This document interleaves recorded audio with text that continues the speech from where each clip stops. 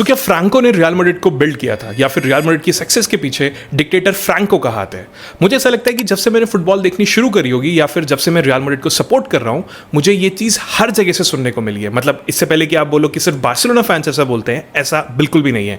अगर आप इंटरनेट पर भी जाओगे तो ऑलमोस्ट शायद पिछले 70 साल से ये आर्ग्यूमेंट में कहीं ना कहीं बोल दिया जाता है बाय एनी क्लब और may be by fans of any club that जो रियल मैड्रिड है it's a Franco club, Franco ने इसे बनाया था, विदाउट डिक्टेटर रियल मैड्रिड कुछ सक्सेसफुल नहीं होता, एक्सेट्रा एक्सेट्रा। बार्सिलोना के खुद के प्रेसिडेंट लपोर्ता ने 2023 में ये स्टेटमेंट उठाई थी जब वो नेगरा केस से रिलेटेड एक प्रेस कॉन्फ्रेंस में क्वेश्चंस के आंसर दे रहे थे। सिड लो, जो कि एक मोस्ट रिस्पेक्टेड इंग्लिश जर्नलिस्ट हैं स्पेनिश फुटबॉल के ऊपर, उन्होंने ये बहुत क्लियरली बोला है कि रियल मैड्रिड को बहुत गलत तरीके से फ्रैंको से रिलेटेड दिखाया जाता है एंड जो स्पेनिश सिविल वॉर है एंड उसमें जो रियल मैड्रिड एंड जो फुटबॉल से रिलेटेड चीजें हैं उनको काफी हद तक मिस इंटरप्रेट किया गया है। तो आज की वीडियो में हम इसी चीज के ऊपर डिस्कस करेंगे एंड मैं शायद पहली बार बहुत ही अनबायस्ड होके यानी कि रियल मैड्रिड का एंगल ना लेके मैं दोनों चीजों को साइड बाय साइड रखूंगा। मैंने इस वीडियो को बनाने के लिए काफी सारे आर्टिकल्स पढ़े, मैंने बहुत सारे journalist, historians, BBC, guardian and even जो बार्सिलोना की ऑफिशियल वेबसाइट है वहां से जो मुझे चीजें मिली, यानी कि इंटरनेट पे जो चीजें मुझे इससे रिलेटेड मिल सकती थी, मैंने वो सारी चीजें पढ़ी एंड मैं उन सबके लिंक्स पे डिस्क्रिप्शन में लगाऊंगा ताकि आप भी वो सारी चीजों को देख सकते हो। उसके बेसिस पे मैं आपको ये बताऊंगा कि क्या फ्रैंको ने रियल मैड्रिड की एक्चुअली मदद की थी या सिर्फ बार्सिलोना की मदद करी थी, या फिर क्या उन्होंने रियल मैड्रिड को हार्म किया था या बार्सिलोना को हार्म किया था। बिकॉज मेरी रिसर्च के हिसाब से उन्होंने सब कुछ किया है। बिकॉज फ्रैंको रेजिम का रियल मैड्रिड के साथ भी रिलेशनशिप था एंड उनका बार्सिलोना के साथ भी रिलेशनशिप था। तो मैं चाहता हूं कि आप दोनों चीजों को ध्यान से सुने एंड समझे एंड देन एंड में डिसाइड करें कि क्या जो ये बातें हम सुनते हैं क्या ये एक्चुअली में ट्रू है या फिर नहीं। तो आज की वीडियो में मैं आपको फ्रैंको, रियल मैड्रिड, बार्सिलोना सबके बारे में हर चीज बताने की कोशिश करूंगा। अगर आपको इस मुद्दे के बारे में सब कुछ जानना है from scratch to advance, please इस वीडियो को एंड तक देखना, होपफुली आपको समझ में आ जाएगा।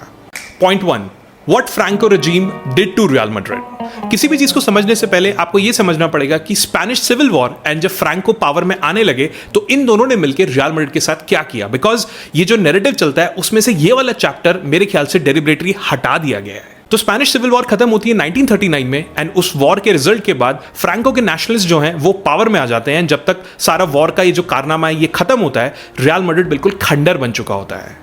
जो रियल मैड्रिड का पुराना स्टेडियम था शमारिटन स्टेडियम, वो बिल्कुल रुइन में था। उसे एक मिलिट्री ट्रेनिंग ग्राउंड की तरह यूज किया गया था जिसे रिसोर्सेज के लिए रेड भी किया गया था। जो पिच थी उसे एक वेजिटेबल पैच में बदल दिया गया था। इवन जो उनके स्टाफ का एक मेंबर था, बाद में पता लगा कि वो चेंजिंग रूम में जाके रह रहा था बिकॉज उसके पास कहीं और जाके रहने की जगह ही नहीं थी। रियल मैड्रिड की वॉर से पहले के जो प्रेसिडेंट थे दैट इज राफेल सैंचेज गेरा, वो एक रिपब्लिकन पॉलिटिशियन थे एंड फ्रैंको के पावर में आती उन्हें अरेस्ट कर लिया गया एंड इम्प्रिजन कर दिया गया। तो आप सोच के देखिए, रियल मैड्रिड के प्रेसिडेंट को पकड़ के जेल में डाल दिया गया उसी रेजिम के द्वारा जिसके लिए हमें बोला जाता है कि उन्होंने रियल मैड्रिड की हेल्प करी थी।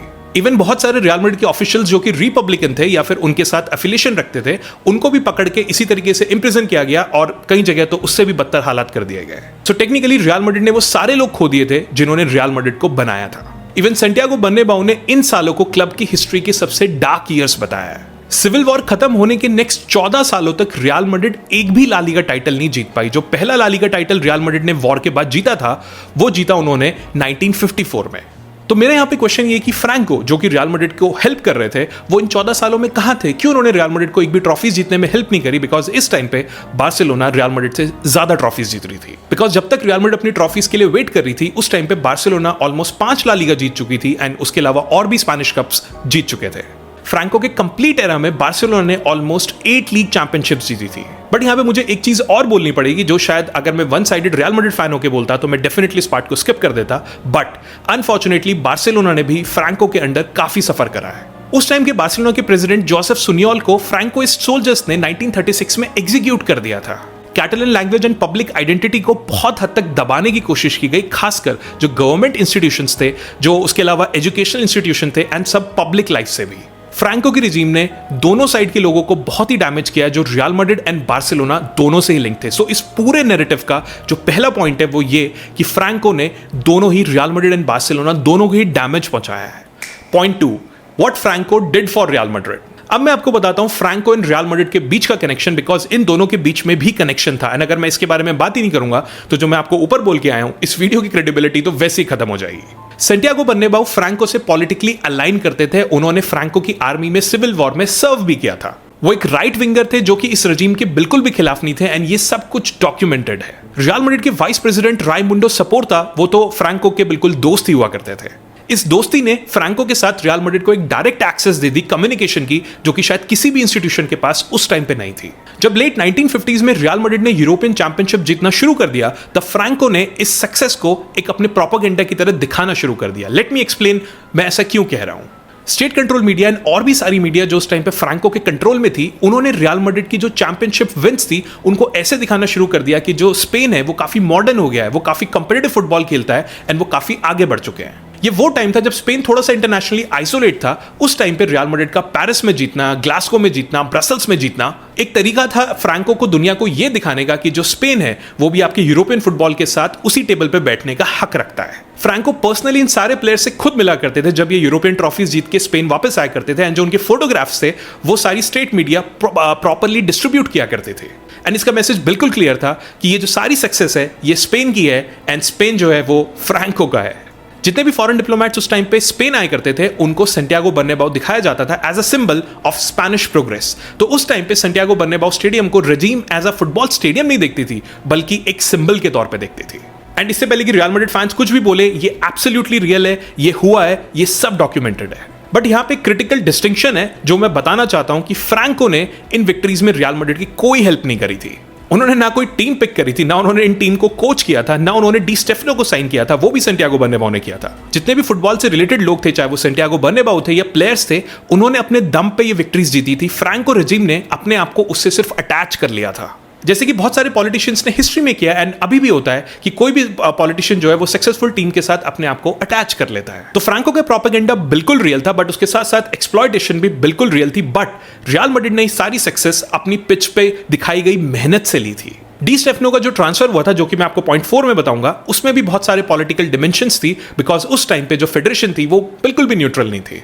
1943 का जो कोपा का सेमीफाइनल था वो आज भी सस्पिशियस मैच है, जो कि रियल मैड्रिड ने 11-1 जीता था। बार्सिलोना ने इसका पहला लेग 3-0 जीत लिया था, बट एज पर एलिगेशंस सेकंड लेग से पहले जो बार्सा के प्लेयर्स थे उनको बहुत ज्यादा इंटिमिडेट किया गया या फिर डराया गया, जिसकी वजह से रियल मैड्रिड ने सेकंड लेग जो है वो 11-1 जीत लिया, यानी कि एग्रीगेट पे रियल मैड्रिड 11-4 जीत गई। अब इसका कोई प्रूफ नहीं है, बट यस, ये जो एलिगेशंस थे इनको कभी पूरी तरह एक्सप्लेन भी नहीं किया गया है। बस मेरा पॉइंट यहां पे एक ये है कि अगर फ्रैंको ने रियल मैड्रिड के लिए मैचेस फिक्स किए थे तो रियल मैड्रिड जो फाइनल है वो एथलेटिक बिल्बाओ से 1-0 हार गई थी। सो टेक्निकली जो रेजिम है उनको फाइनल भी रियल मैड्रिड को जितवा देना चाहिए था, बट अनफॉर्चुनेटली रियल मैड्रिड वहां पे हार गई थी। एंड ये फ्रैंको ही थे जिन्होंने रियल मैड्रिड के साथ रियल वर्ल्ड एसोसिएट किया था एंड क्राउन भी दिया था जब रिपब्लिक ने रॉयल एसोसिएशंस को हटा दिया था। सो यस, रियल मैड्रिड के साथ फ्रैंको का जो कनेक्शन था वो एग्जिस्ट करता है। मैंने सारी चीजें आपको ऊपर बताई हैं एंड मैं उनको बिल्कुल भी डिनाई नहीं करूंगा। फ्रैंको का बार्सिलोना के साथ भी कनेक्शन था, जो कि मैं आपको अगले पॉइंट में बताऊंगा। उसको समझने के बाद आपको पिक्चर थोड़ी ज्यादा क्लियर हो जाएगी।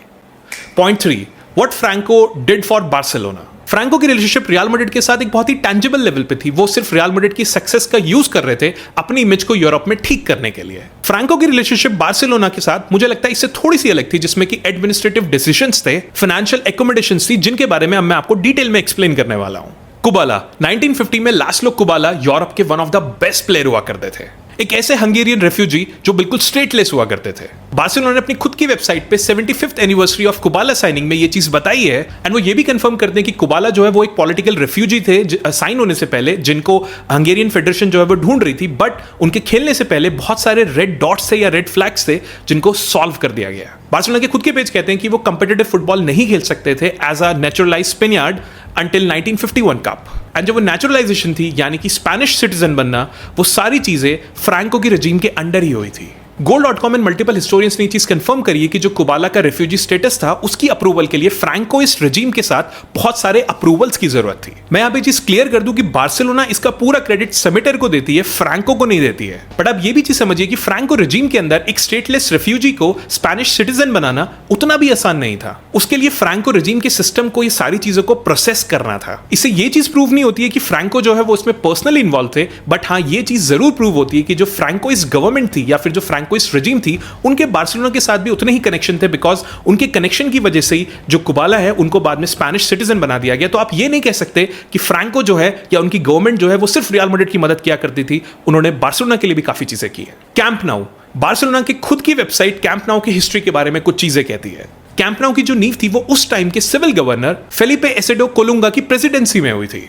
ये एक फ्रैंको के अपॉइंटेड ऑफिशियल थे जो कि बार्सिलोना के कैंप नाउ की जो नींव रखी जा रही थी उसमें ऑफिशियली प्रेजेंट है। ये इनॉग्रेशन हुआ था सितंबर 24, 1957 एंड बार्सिलोना की ऑफिशियल वेबसाइट ने खुद बोला है कि उस दिन जो बार्सिलोना का प्रेसिडेंशियल बॉक्स था वो बहुत सारे important sporting and political figures से भरा हुआ था।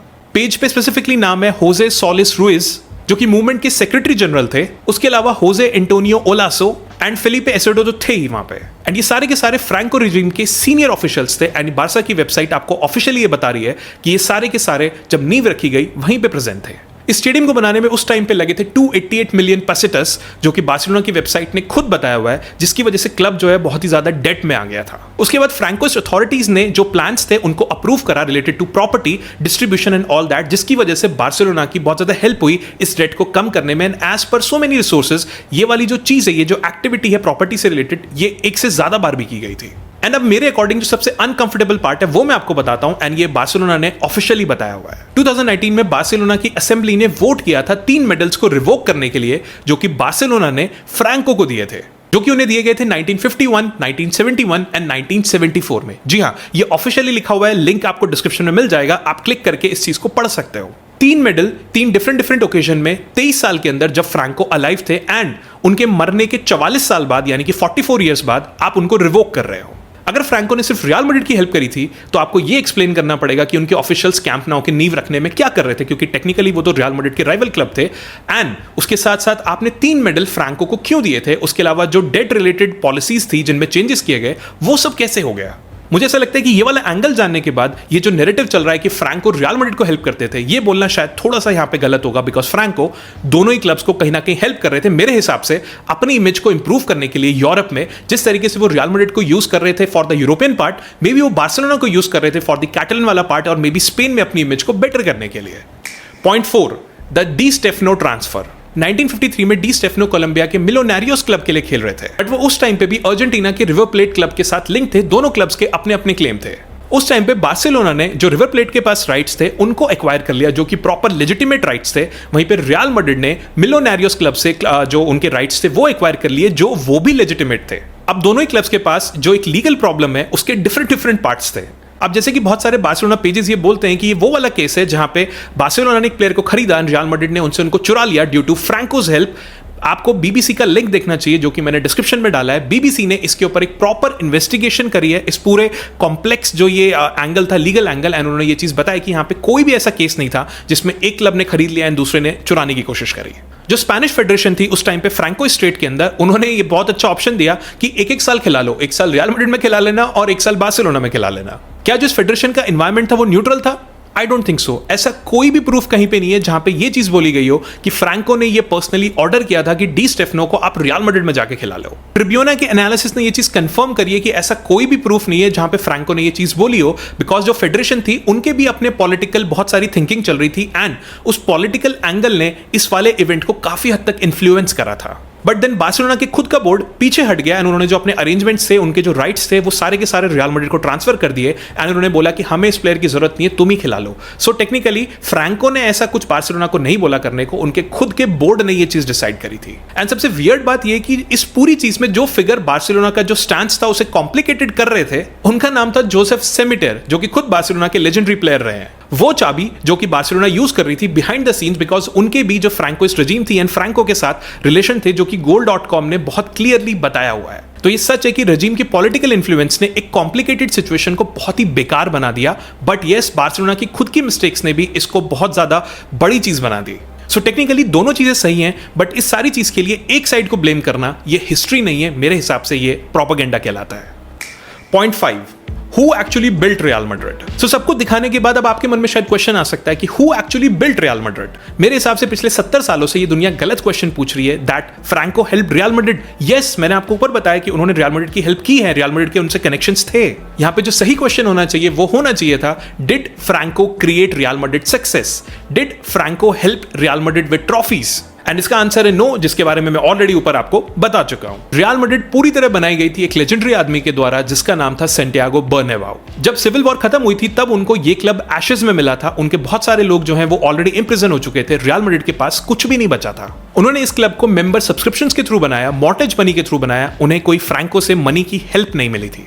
मैड्रिड के खुद के सोशियोज ने पैसे देके इसमें हेल्प करी थी। सैंटियागो बर्नाब्यू दरवाजे दरवाजे जाके लोगों को कन्विंस करते थे कि प्लीज आप पैसा डालो, हम रियल मैड्रिड को दोबारा रीबिल्ड करने वाले हैं। उन्होंने डी स्टेफनो को साइन किया था, एक ऐसी साइनिंग जिसने रियल मैड्रिड की हिस्ट्री बदल दी। अगेन ये साइनिंग करने वाले थे सैंटियागो बर्नाब्यू, एक लेजेंडरी विजनरी आदमी, कोई फ्रैंको रेजिम वाले नहीं थे। यूरोपियन कप के सबसे अर्ली सपोर्टर सैंटियागो बर्नाब्यू हुआ करते थे, वही यूरोपियन कप जो कि बाद में जाके चैंपियंस लीग बना, यूरोप का सबसे बड़ा कंपटीशन। एंड सैंटियागो बर्नाब्यू हमेशा से इस कंपटीशन के फेवर में हुआ करते थे। 1956 से 1960 के बीच में जो रियल मैड्रिड ने 5 कंसेक्यूटिव यूरोपियन कप्स जीते थे, उन सब के पीछे जो ब्रिलियंट विजनरी आदमी था वो था Santiago Bernabeu and D Stefano जैसे ब्रिलियंट प्लेयर। उस टाइम पे कोई पॉलिटिकल फिगर रियल मैड्रिड की मदद करने वहां पे नहीं आए थे। क्या बर्नाब्यू पॉलिटिकली फ्रैंको के साथ अलाइन थे? यस, मैंने ऑलरेडी आपको ऊपर बताया। क्या सपोर्टा जो वाइस प्रेसिडेंट थे उनकी फ्रैंको से बातचीत थी? Absolutely yes. क्या रेजिम ने रियल मैड्रिड की सक्सेस को यूज करा? एब्सोल्युटली। मैंने आपको ऊपर बताया किस तरीके से स्टेट मीडिया उनके मैसेज को प्रोपोगेट किया करते थे। बट किसी की सक्सेस को यूज करना उनकी सक्सेस को बनाने से काफी अलग है। आज भी पॉलिटिशियंस अगर कोई वर्ल्ड कप जीतता है तो उस टीम के साथ जाके खड़े हो जाते हैं। इसका मतलब ये नहीं है कि उस पॉलिटिशियन ने वर्ल्ड कप को जीता है। फ्रैंको रियल मैड्रिड के साथ जाके उनकी सक्सेस को सेलिब्रेट कर रहे थे अपनी इमेज को सुधारने के लिए। उन्होंने वो सक्सेस बिल्ड नहीं करी थी। एंड फ्रैंको ने ये सारी चीज बार्सिलोना के साथ भी करी जब उनकी रिजीम को बार्सिलोना की जरूरत थी। आप खुद ही सोचिए कि फ्रैंको की रिजीम के सीनियर ऑफिशियल्स कैंप नाउ की नींव रखने की सेरेमनी में प्रेजेंट थे। उसके अलावा जो बार्सिलोना को डेट रिलीफ में हेल्प चाहिए थी वो भी उन्होंने करी। प्लस उसके अलावा बार्सिलोना का उनको 3 बार मेडल्स देना।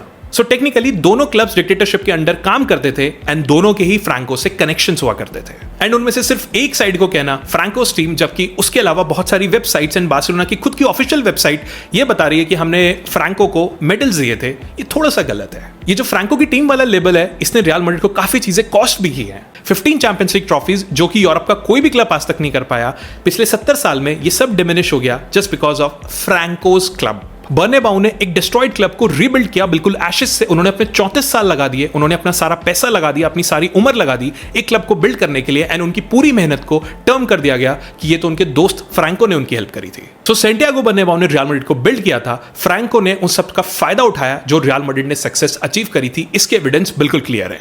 सो आई होप आप लोगों को अब ये क्लियर हो गया होगा कि किस तरीके से फ्रैंको ने रियल मैड्रिड एंड बार्सिलोना दोनों की हेल्प करी है। अगेन मैं ये चीज बोलना चाहता हूं, खासकर उन बार्सिलोना फैंस है जो कि आके अब उल्टा सीधा कमेंट करने वाले हैं, प्लीज एक बार सारे लिंक्स को जाके चेक करना। मैंने बहुत ही ज्यादा अनबायस्ड होकर सारी चीजें आपको यहां पे बताने की कोशिश करी है। मेरा ये पर्सपेक्टिव इस वीडियो को बनाना कोई बार्सिलोना फैंस को अटैक करना नहीं था, बल्कि रियल मैड्रिड के भी बहुत सारे फैंस को ये चीज बताना कि हम लोग एक्चुअली में फ्रैंको के साथ लिंक थे, but so does Barcelona also. So I hope अब आप लोगों के काफी सारे डाउट्स क्लियर हो गए होंगे एंड इस वीडियो ने आप लोगों को ये जो नैरेटिव चल रहा है उसको शायद काउंटर करने के लिए थोड़ी सी हेल्प जरूर कर देगा। एंड अगर आपको वीडियो अच्छी लगे तो please share with your friends and subscribe to my channel. Thank you.